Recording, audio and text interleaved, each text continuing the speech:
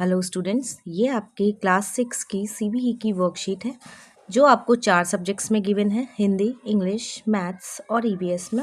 Maths और EVS की worksheet आपकी बाइलिंगुअल है, यानी आपकी हिंदी और इंग्लिश दोनों लैंग्वेजेस में अवेलेबल है। तो जो हिंदी मीडियम वाले बच्चे हैं वो इसे हिंदी में सॉल्व करेंगे और जो इंग्लिश मीडियम वाले बच्चे हैं वो इसे इंग्लिश में सॉल्व करेंगे। क्लियर? इसे सॉल्व करने के लिए सबसे पहले यहाँ विद्यार्थी के नाम में आपको अपना नाम लिखना है। कक्षा आपकी ऑलरेडी यहाँ गिवन है।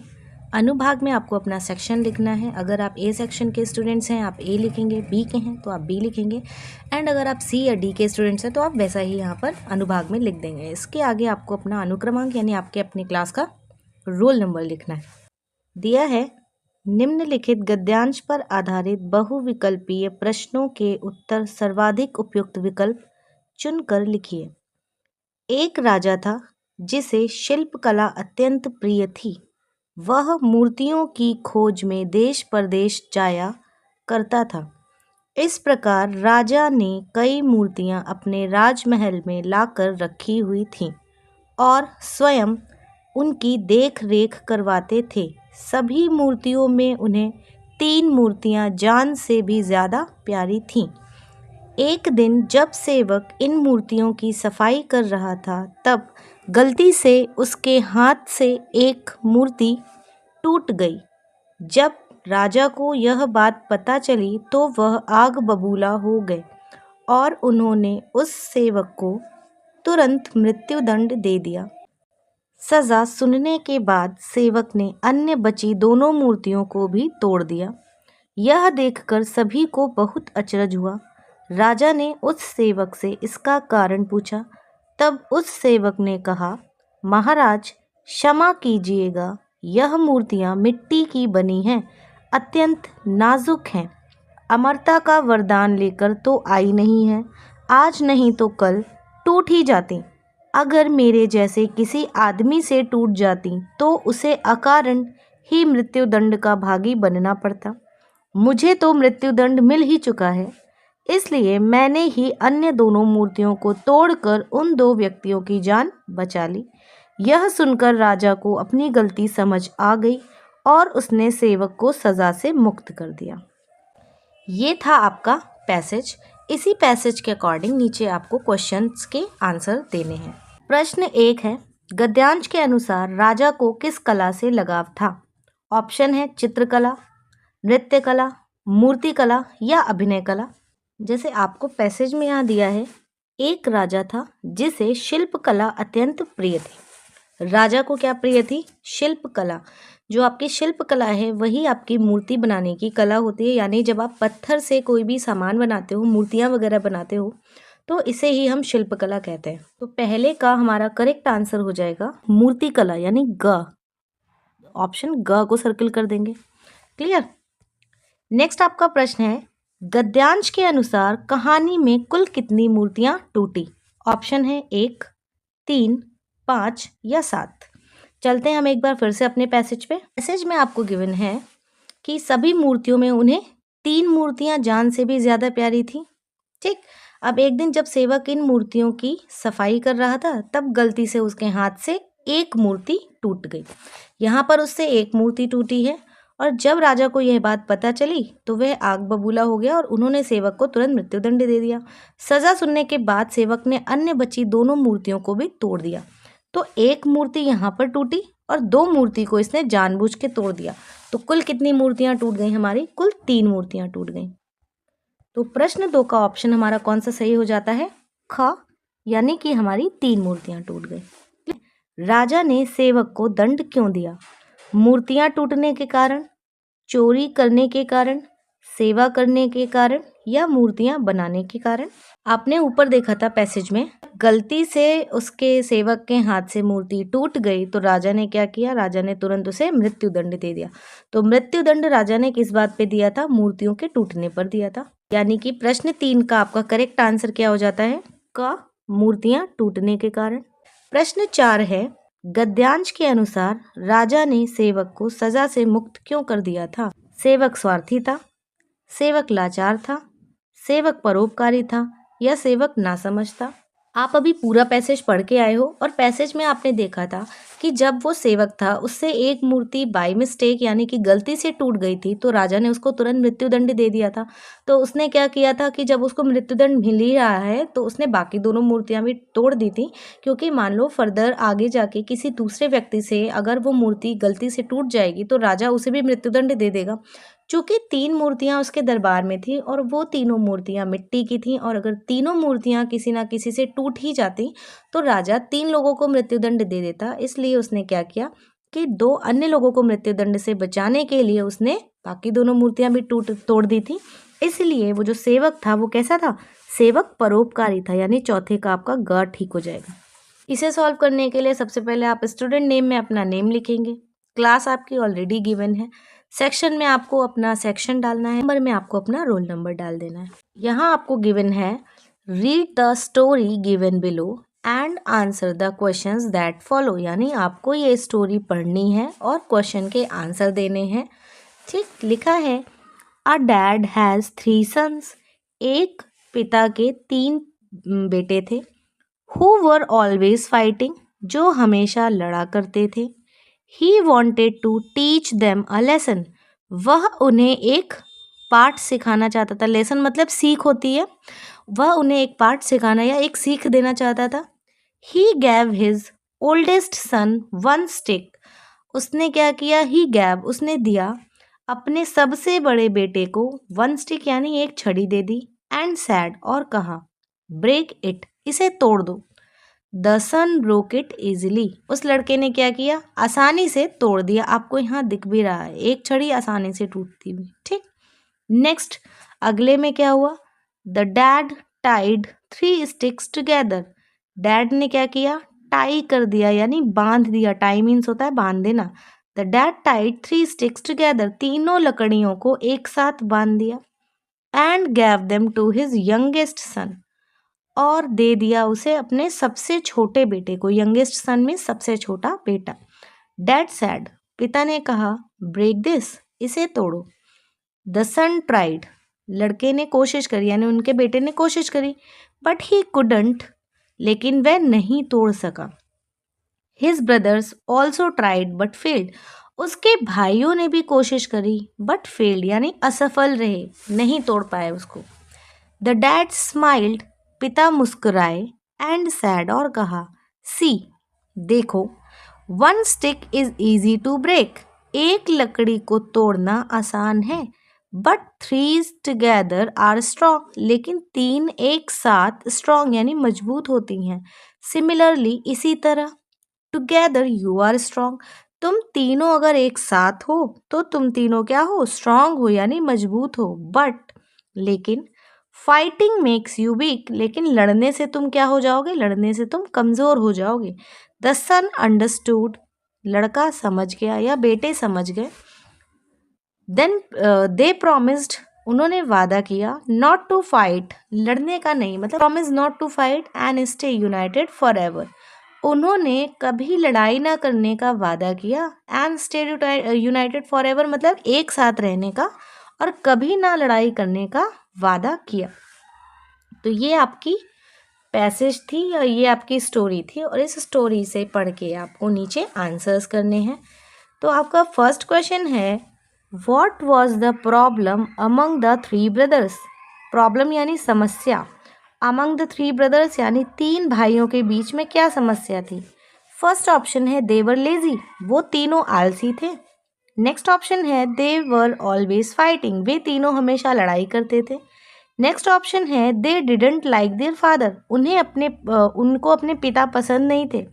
और नेक्स्ट ऑप्शन है they did not go to school, वे स्कूल नहीं जाते थे। और पैसेज में आपको दिया था a dad had 3 sons who were always fighting, तो पिता के 3 बेटे थे और वो तीनों क्या करते रहते थे? वो तीनों फाइट करते रहते थे। यानी कि फर्स्ट क्वेश्चन का आपका ऑप्शन बी करेक्ट हो जाता है। आप ऑप्शन बी को सर्किल कर देंगे। ठीक, नेक्स्ट क्वेश्चन आपको गिवन है what happened when the youngest son tried to break the bundle of sticks, क्या हुआ? व्हाट हैपेंड यानी क्या हुआ जब, व्हेन मीन्स होता है जब, द यंगेस्ट सन यानी सबसे छोटे बेटे ने ट्राई किया यानी कोशिश करी, to break the bundle of sticks, उस स्टिक्स के बंडल को तोड़ने की कोशिश करी। फर्स्ट ऑप्शन है ही ब्रोक इट इजीली, उसने इसे आसानी से तोड़ दिया। नेक्स्ट ऑप्शन है ही कुडंट ब्रेक इट, वह इसे तोड़ ही नहीं सका। नेक्स्ट ऑप्शन है ही ब्रोक वन स्टिक, उसने एक छड़ी तोड़ दी थी। और नेक्स्ट है ही थ्रू द स्टिक्स अवे, उसने लकड़ियां फेंक दी थी। तो आपने अभी ऊपर पैसेज पढ़ा था, उस पैसेज में आपने क्या पढ़ा था कि 3 स्टिक्स टुगेदर बांध दिया था और gave them to his youngest son, and जब डैड ने बोला था ब्रेक दिस, तो the son tried but he couldn't, वो तोड़ ही नहीं सका था। तो यानी यंगेस्ट सन उसको तोड़ ही नहीं सका था, ही कुडंट। सेकंड क्वेश्चन का आपका ऑप्शन बी करेक्ट हो जाता है, he couldn't break it. Next आपका क्वेश्चन है व्हाट वुड हैपन, क्या होगा, if the sons continue to fight even after the lesson, यानी कि क्या होगा अगर वो लड़के ये सीख लेने के बाद भी आपस में लड़ते रहेंगे। फर्स्ट ऑप्शन है दे वुड बिकम स्ट्रॉन्गर, वे और मजबूत हो जाएंगे। दे वुड रिमेन वीक, वो कमज़ोर ही रहेंगे। They would learn new skills, उन्हें नई नई चीज़ें, नई नई स्किल्स सीखने को मिलेंगी। और चौथा है they would get more sticks, उन्हें और लकड़ियाँ मिल जाएंगी। This question is totally based on your common sense कि उसके तीनों बेटे हमेशा लड़ते रहते थे, तो पिता ने क्या किया था कि पहले एक स्टिक दी थी जिसको तोड़ना आसान था और फिर 3 स्टिक दे दी थी जिनको तोड़ना कठिन हो गया था। तो डैड ने लास्ट में उनको क्या सीख दी थी कि अगर तुम तीनों भी एक साथ रहोगे तो तुम तीनों मजबूत हो जाओगे, और अगर अलग अलग रहोगे और आपस में लड़ते रहोगे तो तुम तीनों कमज़ोर हो जाओगे। तो अगर ये सीख लेने के बाद भी उनके बेटे आपस में लड़ते हैं तो वो क्या हो जाएंगे, दे वुड रिमेन वीक, वे कमज़ोर के कमज़ोर ही रहेंगे, वे कभी यूनाइटेड और स्ट्रांग नहीं हो पाएंगे। ठीक, नेक्स्ट क्वेश्चन है आपका what does the word promised mean in the context of the story. Promise का इस स्टोरी के कंटेक्स्ट में क्या मतलब होता है। प्रॉमिस का मतलब होता है आपका वादा करना, हिंदी में होता है प्रॉमिस का मतलब वादा करना, लेकिन आपको बताना है इस स्टोरी के कंटेक्स्ट में। इस स्टोरी के कंटेक्स्ट में तीनों बेटों ने वादा किया था अपने फादर से कि अब वो तीनों कभी लड़ाई नहीं करेंगे और आपस में यूनाइटेड यानी मिलजुल कर रहेंगे। तो हम अपने ऑप्शंस को देख लेते हैं पहले। फर्स्ट ऑप्शन है आर्ग्यू, आर्ग्यू का मतलब होता है बहस करना। नेक्स्ट है टेल अ लाई, झूठ बोल देना। नेक्स्ट है अश्योर्ड, अश्योर्ड मतलब होता है भरोसा दिलाना। और नेक्स्ट है गिव अ गिफ्ट, किसी को उपहार देना। तो इस स्टोरी के कंटेक्स्ट में तीनों लड़कों ने अपने फादर को क्या दिलाया था, अपने फादर को भरोसा दिलाया था, यानी फोर्थ का आपका ऑप्शन सी करेक्ट हो जाता है। चलते हैं हम अपनी अगली शीट पर जो कि है आपकी मैथ्स की, और ये शीट आपको इंग्लिश में गिवन है। क्लियर, इसे सॉल्व करने के लिए भी सबसे पहले आपको यहाँ स्टूडेंट नेम में अपना नेम लिखना है। क्लास आपकी ऑलरेडी गिवन है। सेक्शन में आपको ABC या D अकॉर्डिंगली लिखना है, आप जिस भी सेक्शन के स्टूडेंट हैं आप उसको यहाँ फिल कर देंगे। और नेक्स्ट है आपका रोल नंबर, जिसमें आपको अपने क्लास का रोल नंबर लिखना है। इस शीट में आपको बताया है applies operations of numbers in daily life situation. यह आपको डेली लाइफ सिचुएशन यानी आपकी डे टू डे लाइफ में आप मैथ्स के कौन कौन से ऑपरेशंस का इस्तेमाल करते हो। आपने प्रीवियस क्लास में पढ़े थे कि आपके मैथ्स के 4 बेसिक ऑपरेशन होते हैं, जो होते हैं multiplication, subtraction, addition and division. उन्हीं ऑपरेशंस का यूज़ करके आप इस डे टू डे लाइफ के प्रॉब्लम्स को सॉल्व कैसे करते हो। यहाँ पर आपको गिवन है Manisha has 6 coins of ₹2। Manisha के पास 6 कॉइन है 2 रुपीज़ के। Varsha has 6 coins of ₹5। Varsha के पास 5 रुपीज़ के 6 कॉइन्स हैं। Manoj has 6 coins of ₹10। मनोज के पास 6 कॉइन्स हैं 10 रुपीज़ के। All 3 want two by pastries from the shop. वो तीनों पेस्ट्रीज खरीदना चाहते हैं, कहाँ से, शॉप से। Pastries are available at the cake shop. और जो पेस्ट्रीज केक शॉप में अवेलेबल हैं उनके प्राइस क्या हैं, फॉर ₹15। ₹15 की एक पेस्ट्री है एंड ₹20। तो 2 टाइप की पेस्ट्रीज हैं, एक का प्राइस है ₹15 और अनदर का है ₹20। A cupcake is also available on the shop for ₹42. Cup cake भी उसी दुकान पे मिलता है जिसका प्राइस है ₹42। बट द शॉपकीपर सेज, लेकिन अब शॉपकीपर ने क्या बोला, please give the exact change, यानी कि आप दुकानदार को उतने ही पैसे दीजिए कि दुकानदार आपको वापस पैसे ना करे। तो सबसे पहले हम एक चीज यहाँ पता कर लेते हैं कि किसके पास कितने रुपीस हैं। ठीक, Manisha has 6 coins of ₹2। Manisha के पास 6 कॉइन्स हैं ₹2 के। तो मनीषा के पास टोटल कितने रुपीस हैं यहाँ पर? मनीषा के पास है 12 rupees. Varsha has 6 coins of ₹5। Varsha के पास 6 कॉइन्स है 5 रुपीस के। तो वर्षा के पास कितने रुपीस हो गए? वर्षा के पास हो गए 30 rupees. Manoj has 6 coins of ₹10। मनोज के पास 6 कॉइन्स है 10 रुपीस के। तो मनोज के पास कितने रुपीस हो गए? 10 6 60। आप आपस में मल्टीप्लाई करा दोगे क्योंकि आपको उतने ही टाइम ऐड करना पड़ेगा। तो अब हम चलते हैं अपने क्वेश्चंस पर। फर्स्ट क्वेश्चन है आपका, who can alone by the pastry for ₹15? यानी कि जो पेस्ट्री है उसको अकेले कौन खरीद सकता है। ठीक है, तो आपने देखा था कि किसी के पास 2 रुपीस के कॉइन थे, किसी के पास 5 रुपीस के कॉइन थे, किसी के पास 10 रुपीस के कॉइन थे। लेकिन ये जो आपका 15 है नंबर, ये 15 मल्टीपल है 5 का, क्योंकि आपका 2 के टेबल में 15 नहीं आता है और 10 के टेबल में भी 15 नहीं आता है। यानी जिसके पास भी 5 रुपीस के कॉइन्स थे वही पेस्ट्री को खरीद सकता है। तो 5 रुपीस के कॉइन किसके पास थे? आपके 5 रुपीस के कॉइन थे वर्षा के पास। वर्षा के पास 6 कॉइन्स थे ऑफ ₹5। तो वर्षा क्या करेगी? अपने उन्हीं 6 कॉइन्स में से 3 कॉइन्स यानी 5 + 5 + 5 फॉर ₹15 वो दे देगी शॉपकीपर को। तो अलोन पेस्ट्री कौन खरीद सकता है? अलोन पेस्ट्री खरीद सकती है वर्षा, यानी फर्स्ट का आपका ऑप्शन सी करेक्ट हो जाता है। क्लियर। नेक्स्ट है, who can by the pastry for ₹20? Pastry कौन खरीद सकता है ₹20 की? तो 20 है आपका, ये 20 मल्टीपल है आपका ₹5 का और 10 का, यानी 5 के अगर आपके पास 4 कॉइन हैं तो भी आप पेस्ट्री खरीद लोगे, और अगर आपके पास 10 रुपीज़ के कॉइन हैं तो भी आप 20 रुपीज़ के पेस्ट्री खरीद लोगे 10 के 2 कॉइन्स देकर। लेकिन अगर आपके पास 2 रुपीज़ के कॉइन्स होते हैं टोटल 10, तभी आप पेस्ट्री खरीद पाओगे। तो हम देख लेते हैं किसके पास 20 रुपीज़ हैं इस टाइम। तो मनीषा के पास चूँकि 6 कॉइन्स हैं 2 रुपीज़ के, तो उसके पास तो 20 रुपीज़ ही नहीं है, तो वो नहीं खरीद सकती।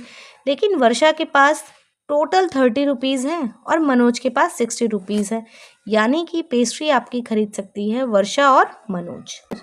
तो जिस भी ऑप्शन में आपका वर्षा एंड मनोज आता है वो वाला ऑप्शन आपका करेक्ट हो जाता है। जो कि ऑप्शन में आपका गिवन है ओनली मनीषा, ये आपका आंसर नहीं होगा। बोथ मनीषा एंड मनोज, ये भी आपका आंसर नहीं होगा। ऑल ऑफ देम तो बिल्कुल नहीं होगा, क्योंकि मनीषा के पास तो टोटल रुपीज़ ही नहीं है। आंसर आपका कौन सा करेक्ट हो जाएगा? आंसर आपका करेक्ट हो जाएगा बी वाला, यानी बोथ मनोज एंड वर्षा। क्यों? क्योंकि मनोज के पास 10 रुपीज़ के कॉइन्स थे, वर्षा के पास 5 रुपीज़ के कॉइन्स थे। थर्ड क्वेश्चन है, in which of the following condition which pair can purchase a cupcake? In the following condition, यानी कि नीचे आपको कंडीशंस दी हुई है, which pair can purchase a cupcake. ठीक है, ये यहाँ पर आपको 4 ऑप्शन दिए गए हैं, यानी अगर मनोज अपने 3 कॉइन्स दे दे, मनीषा अपने 4 कॉइन्स दे दे, तो क्या ये दोनों मिलकर कपकेक खरीद सकते हैं? अगर मनीषा अपना 1 कॉइन दे दे और वर्षा अपने 6 कॉइन दे दे, तब क्या ये लोग कपकेक खरीद सकते हैं?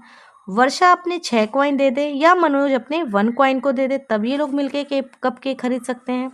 या फिर मनीषा अपने 6 कॉइन दे दे और मनोज अपने 3 कॉइन दे दे, तब ये लोग कपकेक खरीद सकते हैं। मनोज अपने 3 कॉइन्स दे रहा है, यानी मनोज टोटल कितने रुपीस दे रहा है? 30 प्लस मनीषा अपने 4 कॉइन्स दे रही है, मनीषा कितने रुपीस दे रही है? 8 रुपीस। तो क्या 30 + 8 होता है आपका आंसर 38? क्या 38 रुपीस का कपकेक है? नहीं। नेक्स्ट है आपका, मनीषा ने 1 कॉइन दिया, यानी 2 रुपीज़ दिए मनीषा ने, प्लस वर्षा ने दिए 6 कॉइन्स, यानी वर्षा के पास 5 रुपीज़ के कॉइन थे, उसने 6 कॉइन्स दे दिए, यानी वर्षा ने टोटल कितने रुपीज़ दे दिए? 30 रुपीज़ दे दिए। तो टोटल कितने रुपीज़ हो गए? 32 रुपीज़। क्या 32 रुपीज़ का कपकेक है? नहीं। नेक्स्ट है आपका वर्षा दे रही है 6 कॉइन्स। 6 कॉइन्स यानी वर्षा ने टोटल कितने रुपीज़ दे दिए 30, प्लस मनोज ने दिया आपका 1 कॉइन यानी कि 10, तो टोटल कितने रुपीज़ हो गए 40। क्या 40 रुपीज़ का कप केक है। नेक्स्ट है आपका मनीषा दे रही है 6 कॉइन्स यानी मनीषा दे रही है आपके 12 रुपीज़, प्लस मनोज दे रहा है 3 कॉइन्स यानी मनोज दे रहा है आपको 30 रुपीज़, और टोटल हो जाते हैं आपके 42 रुपीज़। और आपने यहाँ पर देखा कि कप केक का प्राइस भी कितना है। कप केक आपका अवेलेबल है उसी शॉप पर फॉर ₹42।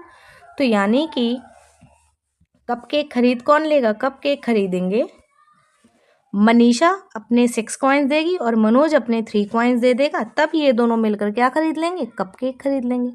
यानी कि डी वाला ऑप्शन आपका करेक्ट हो जाता है। हम अपनी अगली शीट पर, जो कि है आपकी मैथ्स की ही, बट ये आपको हिंदी में गिवन है। इसमें भी आपको सबसे पहले अपना नाम लिख देना है, कक्षा लिखी हुई है आपकी ऑलरेडी, और अनुभाग में आपको अपना सेक्शन लिख देना, अनुक्रमांक में आपको अपनी क्लास का रोल नंबर लिख देना है। मनीषा के पास 2 रुपए के 6 सिक्के हैं, वर्षा के पास 5 रुपए के 6 सिक्के हैं और मनोज के पास 10 रुपए के 6 सिक्के हैं। तीनों दुकान से पेस्ट्री खरीदना चाहते हैं। एक केक की दुकान पर ₹15 और ₹20 में पेस्ट्रीज मिलती हैं। दुकान पर एक कप केक है जो कि 42 रुपए का मिलता है, परंतु दुकानदार कहता है कृपया खुले पैसे दें। खुले पैसे देने का मतलब है कि आप दुकानदार को एक्स्ट्रा पैसे ना दें, जिससे कि उसे आपको कुछ ना कुछ पैसे रिटर्न करने पड़े। ठीक है, यानी जब आपका एग्जैक्ट अमाउंट बनता है तभी आप उस दुकान से सामान खरीद सकते हो। फर्स्ट क्वेश्चन था, कौन 15 रुपए वाली पेस्ट्री खरीद सकता है, मनीषा, वर्षा, मनोज या कोई भी नहीं। तो आपने देखा था कि यहाँ पर मनीषा के पास जो रुपए थे वो थे 2 रुपीज़, मनोज के पास 10 रुपए और वर्षा के पास 5 रुपए के कॉइन्स थे। तो वर्षा क्या करेगी, अपने जो भी 5 रुपए वाले कॉइन्स थे उनमें से 3 कॉइन मिला लेगी और 15 रुपीज़ बना लेगी और दुकानदार से एग्जैक्ट पेस्ट्री खरीद लेगी। तो यानी कि पेस्ट्री कौन खरीदेगी, वर्षा। आपका फर्स्ट का ऑप्शन सी करेक्ट हो जाता है।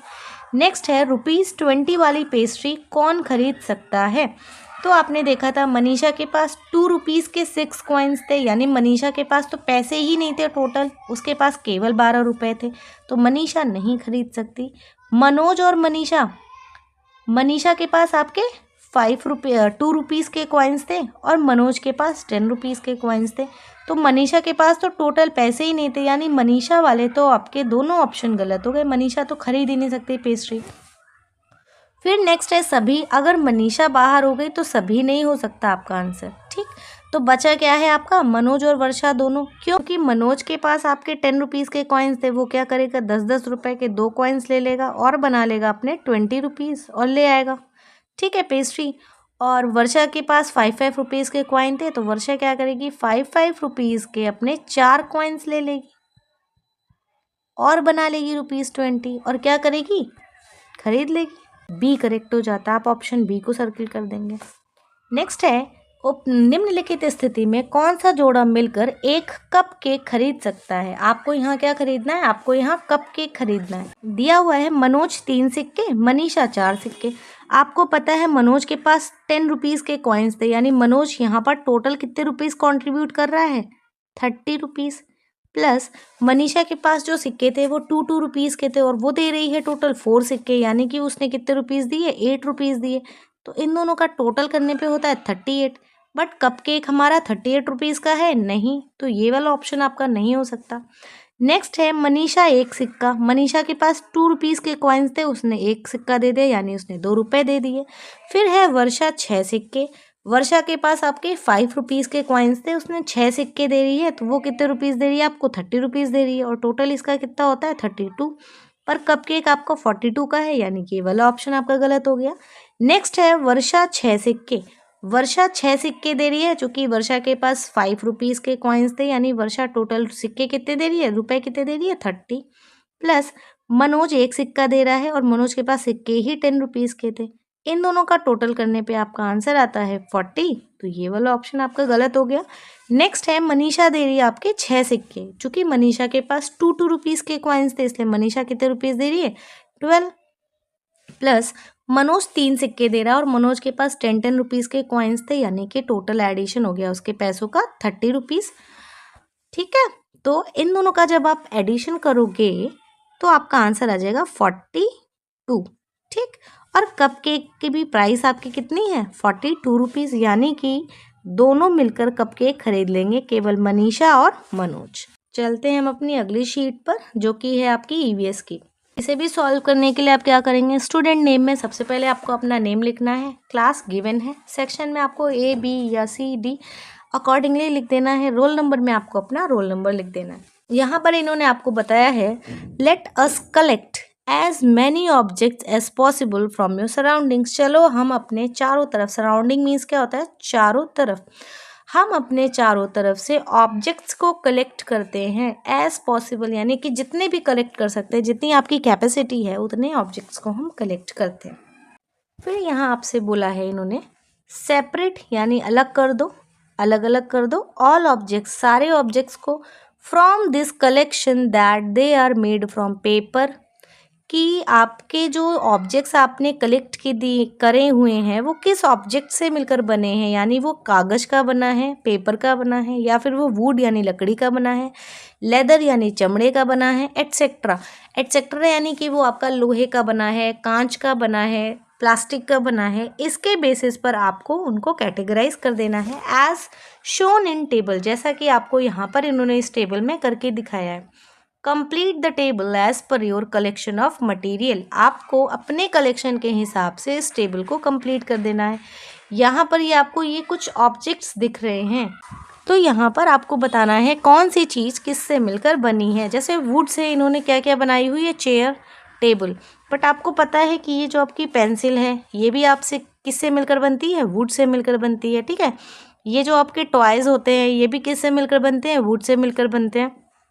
और ये जो आपकी पेंट ब्रश होती है जिसके थ्रू आप पकड़ के पेंट करते हो, ये भी आपकी किससे बनी है, वुड से बनी है। ये जो आपका ये सूटकेस सा दिख रहा है ये भी आपका किससे मिलकर बना है, वुड से मिलकर बना है। तो आप यहाँ पर आगे इस टेबल को फिल कर सकते हो। नेक्स्ट है आपका पेपर से क्या बना हुआ है, तो बुक्स, नोटबुक्स, न्यूज़पेपर।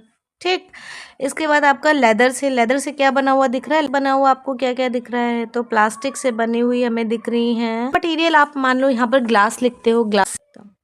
आपका क्वेश्चन है विच of the following objects is made from leather. Leather यानी कि चमड़े से मिलकर आपकी कौन सी ऑब्जेक्ट्स बनती है। पहला है आपका ब्रश, फिर है आपका पर्स, नेक्स्ट है आपका पेंसिल, और नेक्स्ट है आपका बकेट। तो चमड़े से आपने देखा था यहाँ पर क्या बना हुआ है, आपका पर्स बना हुआ है। आप क्या करेंगे, ऑप्शन बी को सर्किल कर देंगे। क्वेश्चन है आपका What material is a match box commonly made from? Match box यानी कि माचिस का डिब्बा कॉमनली यानी ज़्यादातर किससे मिलकर बनता है आपका। ऑप्शंस हैं आपके लेदर यानी चमड़े से, वुड यानी लकड़ी से, मेटल यानी कि धातु से, कॉटन यानी कि रुई से। तो आपने मैच बॉक्स आसानी से देखा है, उसमें जो मैच बॉक्स में आपकी मैच स्टिक्स होती हैं वो किससे बनी हुई होती हैं, वो वुड से बनी हुई होती हैं, यानी कि सेकेंड क्वेश्चन का आपका बी ऑप्शन करेक्ट हो जाता है। आप बी को सर्किल कर देंगे।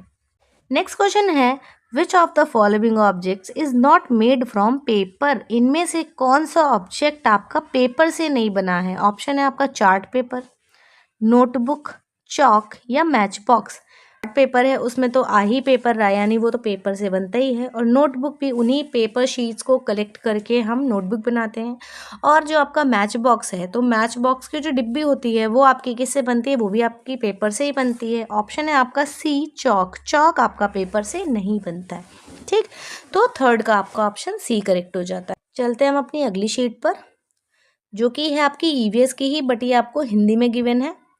इसमें भी आपको अपना नाम डाल देना है, कक्षा गिवन है, अनुभाग में आपको अपना सेक्शन लिख देना है, और अनुक्रमांक में आपको अपना रोल नंबर लिख देना है। इसमें भी इन्होंने आपको सेम टाइप की एक्टिविटी करने के लिए बोला है आइए हम अपने आसपास से यथासंभव वस्तुओं को एकत्रित करें। यहाँ पर इन्होंने अपने आसपास से यथासंभव वस्तुओं को एकत्र किया है। क्या किया इन्होंने, रंग की बाल्टियाँ आपको दिख रही हैं अलग अलग रंगों की।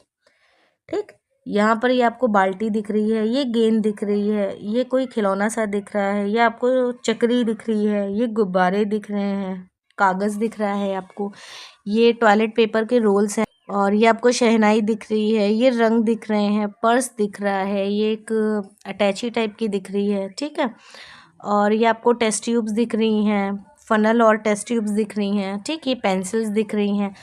और ये आपको कैनवस बोर्ड दिख रहा है। तो आपको बोला है यहाँ पर इन्होंने, उपरोक्त चित्र को ध्यानपूर्वक देखें और कागज, लकड़ी, चमड़े आदि से बनी वस्तुओं को वर्गीकृत करके नीचे की तालिका को पूरा कीजिए। कि लकड़ी से मिलकर आपकी क्या क्या चीज़ें बनी थी। लकड़ी से आपकी बनी थी कुर्सी और मेज। ठीक, इसके अलावा लकड़ी से आपकी क्या बनते हैं। चलते हैं हम अपने अगले क्वेश्चंस पर। यहाँ आपको गिवन है, निम्नलिखित में से कौन सी वस्तु चमड़े से बनी है, यानी चमड़े से आपकी कौन सी वस्तु बनी है। ऑप्शन है आपका ब्रश, पर्स, पेंसिल या बाल्टी। आपका ऑप्शन बी करेक्ट हो जाता है। नेक्स्ट आपको गिवन है, माचिस की तीली यानी दिया सलाई आमतौर पर किस सामग्री से बनाई जाती है। ऑप्शन है चमड़ा, लकड़ी, धातु या कपास। तो आपको पता है कि माचिस की तीली हमारी किससे मिलकर बनती है, वो बनती है हमारी लकड़ी से। आपका ऑप्शन बी करेक्ट हो जाता है। नेक्स्ट है आपका, निम्नलिखित में से कौन सी वस्तु कागज से नहीं बनी है। ऑप्शन है चार्ट पेपर, पुस्तिका, चौक या माचिस या दिया सलाई। तो कागज से आपकी क्या नहीं बनी है, चार्ट पेपर। यानी चार्ट पेपर में तो ऑलरेडी आपका पेपर आ रहा है, इसका मतलब चार्ट पेपर आपका आंसर नहीं होगा। पुस्तिका भी आपकी कागज़ से बनती है और माचिस की डिब्बी जो होती है वो भी आपकी कागज़ से ही बनती है। तो आपका ऑप्शन सी करेक्ट हो जाता है। आप इसको सर्किल कर देंगे। आई होप आपको ये शीट अच्छे से समझ में आई होगी।